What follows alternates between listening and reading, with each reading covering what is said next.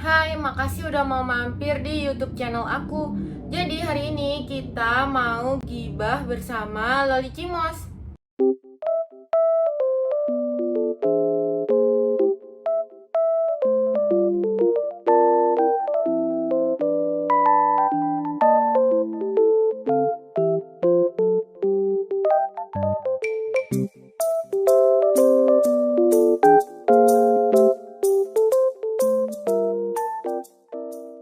Nah, hari ini aku mau gibah hal nggak penting sih. Cuma pengen sharing aja sama kalian semua. Jadi, aku kan udah 2 tahun tinggal di Jakarta. Terus tiba-tiba salah satu kenalan aku itu ngirim screenshot ada cowok dari Surabaya yang nyebarin rumor nggak enak tentang aku. Nah, jadi cowok ini tuh bilang, yang aku baca di screenshotnya itu, kalau aku itu selama di Surabaya kerjaannya tuh morotin cowok-cowok kaya sampai banyak banget korbannya. Terus nggak tahu entah gimana ceritanya, pokoknya gara-gara itu banyak korban, terus aku kabur pindah ke Jakarta. Inti alur ceritanya pokoknya kayak gitu ya. Sebenarnya nggak nyambung juga sih, maksudnya banyak korban kabur ke Jakarta ngapain? Apa cowok-cowok itu mau nggak terima, mau nagih uangnya ke aku atau apa? Aku sebenarnya kurang paham sama alur ceritanya ini sih. Are you stupid or something? Maksudnya aku kan dibilang morotin banyak cowok, terus aku kabur ke Jakarta. Lah, ngapain kabur gitu? Aku bingung. Soalnya logika aku, kalau morotin cowok itu kan kayak misalnya pacaran atau ngedate. Habis gitu aku minta misalnya beliin barang-barang branded gitu kan ya.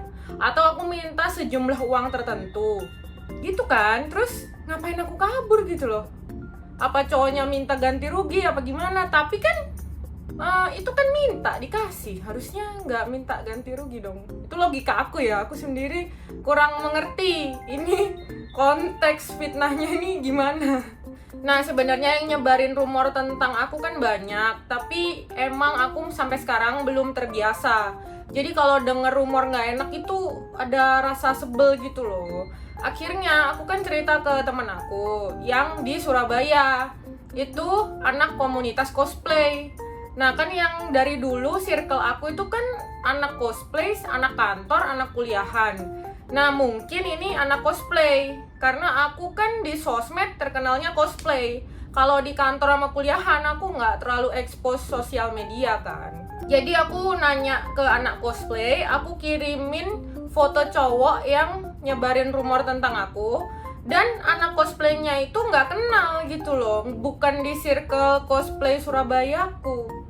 Jadi aku nggak ngerti sebenarnya cowok ini tuh dapat info dari mana dan ada dendam apa kok nyebarin aku hal nggak enak kayak gitu. Habis itu aku kan cerita ke anak-anak studio kalau aku disebarin rumor yang nggak enak gitu loh.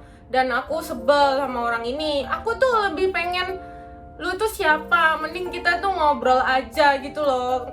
Lu ada dendam sama aku kah? Atau temen lu ada dendam sama aku kah?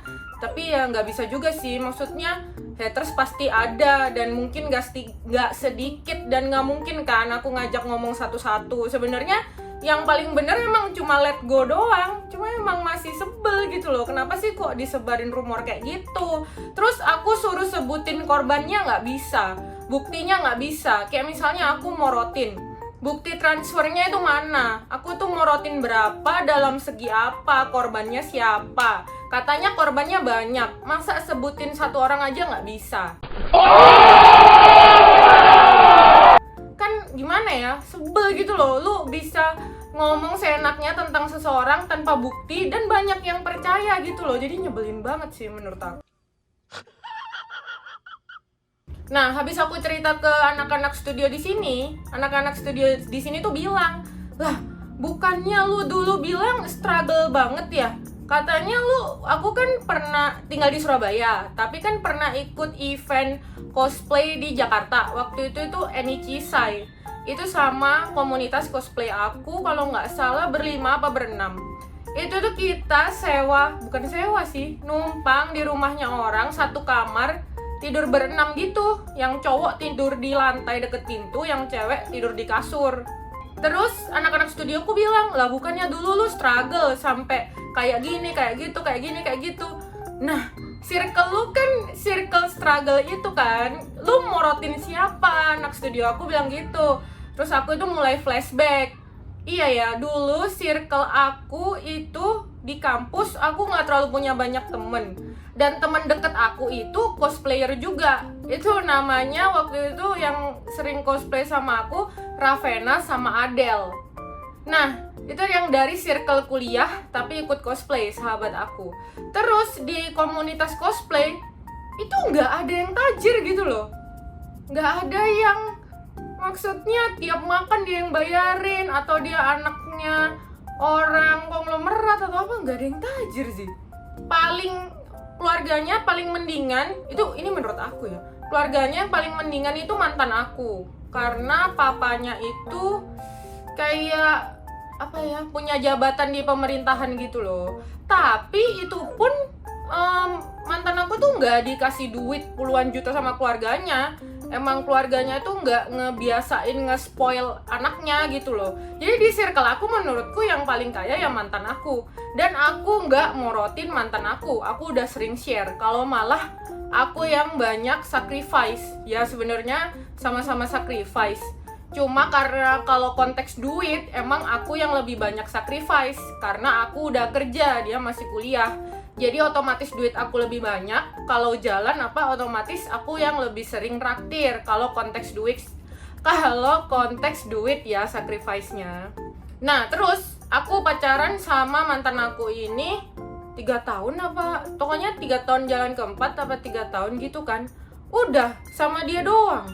Maksudnya aku tuh morotin siapa? Habis putus dari dia, aku pacaran 2 tahun sama bule LDR. Ya meskipun LDR aku berusaha nggak jalan sama cowok-cowok lain kan.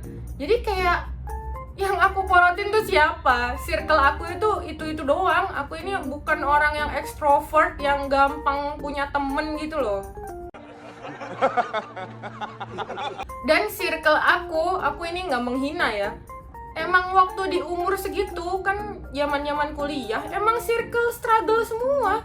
Yang kita ngisi event, latihan 2 minggu, paling satu orang tuh dapat 200.000 gitu loh. Maksudnya konteks morotin cowok konglomerat tajir itu siapa gitu loh. Circle aku itu nggak ada. Aku dapat cowok tajir itu dari mana, aku itu nggak ngerti gitu loh sama konteksnya. Jadi emang sebel sih. Tapi di satu sisi lucu sih, dalam arti mungkin aku matre, bisa jadi. Cuma aku mau matre ke siapa? Circle aku ini nggak ada yang kaya. Jadi kayak aku matre pun aku nggak bisa morotin orang, emang nggak ada yang kaya. Mantan aku aja buat kuliah, mau beli laptop dan lain-lain masih struggle. Mau aku porotin gimana? Terus yang bule, yang di luar negeri, nggak pernah sekalipun ngirim uang ke aku $1 pun. What the fuck? Kayak siapa gitu loh yang aku porotin. Kesel sih. Sama ini, kalian bisa nanya sendiri ke circle cosplay aku yang temen kuliah, yang Ravenna sama Adele. Kalian komen ya kalau nonton video ini. Emang gak ada. Circle kita itu circle struggle yang mereka tuh beli wig aja, beli wig second. Ini aku nggak menghina, aku menjelaskan kondisiku saat itu. Emang nggak ada peluang untuk morotin orang gitu loh. Aneh nggak sih? Udah sih. Ya cuma unek-unek aku doang sih. Sebenarnya banyak rumor yang nggak enak kan. Cuma kayak aku tuh ada di titik yang kok segitunya ya fitnah orang, mau jatuhin orang. Terus aku pernah kena fitnah juga. Katanya aku tuh kena penyakit kelamin. Aku lupa apa namanya ya. Pokoknya penyakit kelaminnya itu bisa kayak cacar air gitu loh di kulit. Karena aku tuh sempet share kalau aku tuh alergi habis dari klinik yang tenar di TikTok dan YouTube. Aku akhirnya kan coba-coba konsumsi produknya dia. Ternyata nggak cocok, jadi alergi nggak seluruh badan sih, perut, ketek, paha, apalagi ya waktu itu. Pokoknya nggak seluruh badan, jadi kayak beberapa spot-spot tertentu gitu loh, alergi parah. Aku juga nggak ngerti kenapa itu. Dan kliniknya tuh nggak mau tanggung jawab. Jadi aku ngurus healing sendiri dan aku ngeposting itu di sosmed aku, kayak nyeritain aku kecewa banget gitu loh sama klinik ini.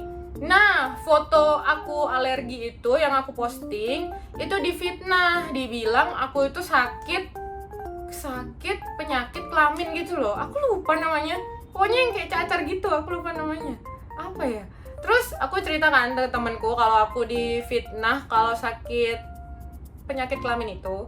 Jadi kata temen aku emang dia sempet tahu kalau penyakit kelamin itu emang bentuknya itu kayak alergi, kayak cacar, emang mirip-mirip gitu. Mungkin kalau orang awam nggak bisa bedain gitu loh. Cuma itu jelas aku tuh posting foto beserta penjelasan kalau aku kecewa sama klinik itu.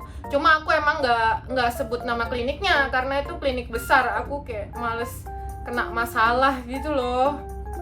Kayak nanti dituntut pencemaran nama baik, aduh ribet banget kan. Jadi aku nggak sebut, emang nggak mention nama kliniknya. Cuma aku sharing betapa kecewanya aku keluar uang jutaan, tapi kulitku tuh jadi burik. Sedangkan aku kan kerjaannya foto.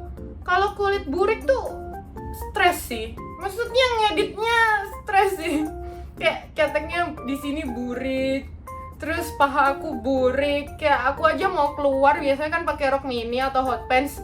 Itu tuh susah, udah pokoknya ribet banget, makanya aku share kekecewaan aku. Tapi fotoku tuh disalahgunakan, dibilang aku sakit penyakit kelamin, terus disebarin di mana-mana, di Discord, di Twitter, kayak kenapa sedendam itu gitu ke aku? Why? Aku tuh lebih prefer, nggak tahu ya, aku itu ngobrol aja loh gitu, ngobrol. Soalnya emang kalau tak kenal maka tak sayang. Mungkin orang ngelihatnya aku sombong, anak nakal dan lain-lain. Padahal kenyataannya itu nggak gitu. Aku nggak nyentuh alkohol, aku nggak nyentuh rokok. Aku tuh cuma edik kopi. Itu pun sekarang aku udah coffee free kayaknya sih. Udah 1 bulan lebih aku nggak ngopi. Jadi kayak konteks nakal lu itu apa dulu gitu loh. Jadi mending ngobrol aja, tukar pikiran gitu kan menyenangkan, nambah teman, daripada hati kamu itu isinya itu kebusukan, fitnah, jelek-jelekin orang. Mending kan ngobrol, nambah temen. Nanti kalau kita main bisa ngumpul bareng, meet and greet bareng, makan bareng. Menyenangkan gak sih? Kayak kenapa kok menambah musuh. Dan anehnya itu orang tuh bisa cerita rumor yang benar-benar gak ada bukti gitu. Kenapa bisa banyak yang percaya gitu loh. Soalnya aku kan, ini agak memalukan ya, aku tuh ada join grup di WA.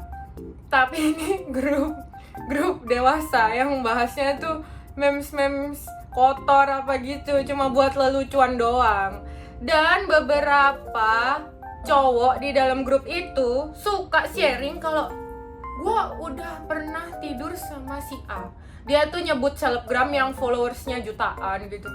Tidur sama dia udah mahal, gak enak, dia goyangannya kurang. Tapi ya gak ada bukti dia tidur sama selebgram itu, gak ada videonya, gak ada bukti transfernya. Tapi orang-orang percaya gitu loh. Lo booking dia gini kayak what? Ya kalau ngaku-ngaku doang sih siapa yang gak bisa gitu loh. Terus ngapain selebgram itu mau tidur sama lu? Soalnya selebgram yang dia omongin itu udah punya suami dan suaminya tuh tajir melintir. Sedangkan orang yang ngaku-ngaku tidur sama dia ini kayak nothing gitu. Kayak kak tajir kagak, cakep kagak, punya koneksi kagak, orang biasa aja. Lah kenapa selebgram ini mau tidur sama lu? Di logika aja udah nggak make sense gitu kan. Jadi kayak kalau kalian denger rumor, kalau rumor itu nggak ada buktinya, at least kalian bisa ngelogika gitu loh. Kayak make sense enggak ini ceritanya? Ya kayak aku banyak morotin cowok-cowok kan. Terus aku kabur ke Jakarta. Lah ngapain, yang jelas gitu loh buat rumornya. Aku kaburnya kenapa? Ditagih utang kah? Tapi kalau minta beliin kan bukan utang. Tuh, gak make sense kan? Ya gitu aja sih. Makasih udah dengerin gibahan aku.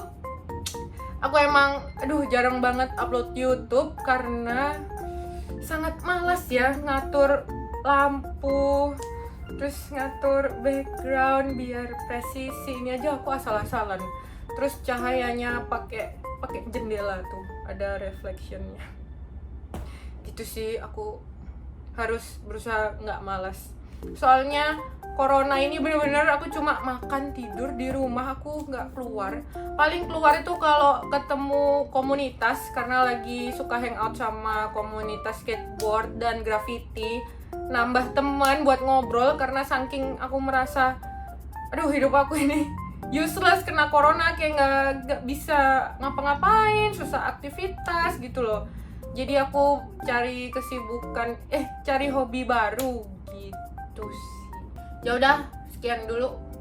Makasih udah mau dengerin aku yang nggak penting ini. Terus kalau kalian mau ngobrol-ngobrol juga boleh. Tapi, oh iya, ini jangan tersinggung ya. Jujur, aku itu males kalau ngobrolnya itu sama orang yang cuma share keluhan hidup tapi dikasih solusi itu nggak mau. Jadi aku agak mager ngobrolnya itu sebenarnya ngapain gitu. Jadi ada beberapa fans aku curhatnya itu misalnya sebel sama orang tua, tapi dia itu udah umur 25 ya. Dia itu sebel sama orang tua. Terus tapi omongannya sampai kasar, kayak orang tuanya tuh binatang apa-apa gitu kan, sampai kasar banget. Aku bilang daripada toksik ya mending kamu keluar dari rumah. Jangan tinggal sama orang tua, toh dia udah cukup umur untuk keluar dari rumah. Terus dia bilang nggak bisa keluar dari rumah karena orang tuanya 24 jam di rumah. Pada gimana ya, kayak nggak make sense sih menurut aku. Terus dia bisa kerja kan, dia kan masih kerja jadi guru les, kayak pergi ke tempat anak-anak lesnya, ya itu bisa, itu nggak dianterin orang tuanya, pergi sendiri. Terus aku bilang, oh ya udah, ajak ngomong mama kamu baik-baik. Kalau mama memperlakukan aku gini, aku stres.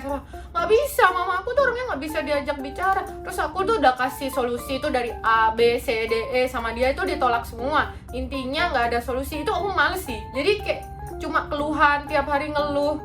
Mamanya kayak misalnya dia sebut kotoran gitu, binatang, mamanya kayak gini. Ya terus gimana gitu. Aku bingung. Kalau lu dateng cerita, kalau dikasih solusi ya udah, yang aku tahu ya solusinya begitu. Tapi kalau cuma dengerin kamu hujat-hujat orang, aku males gitu loh. Gitu sih. Udah, nggak penting. Oke, bye-bye. See you.